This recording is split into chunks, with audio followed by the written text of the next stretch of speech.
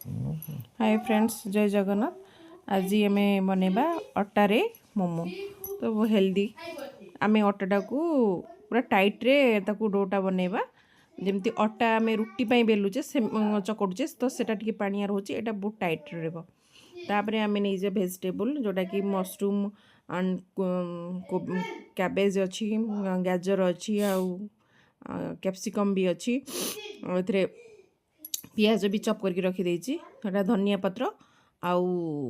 कंचा लंका अदा रसुण चपटा नहीं फास्ट मु पैन रे तेल भी मुड कर पियाज भाजी नहीं तापरे मु मशरूम टाक भी भाजी नहीं कहीं मशरूम रु पानी बेसी बाहर तो फास्ट से भाजी नेली तापरे हेटु आम कैबेज आउ कैरट एंड आउ कैप्सिकम को भी भाजी नवा किसी समय भाजिला परे पानी टिके मला परे तमे आम लुण ऐड करवा तापरे पेपर पाउडर टिके ऐड करवा ताकू भल भावे भाजिबा भल भावे भाजिले एथरे ऑयल रो किछि भी ही यूज होनी तो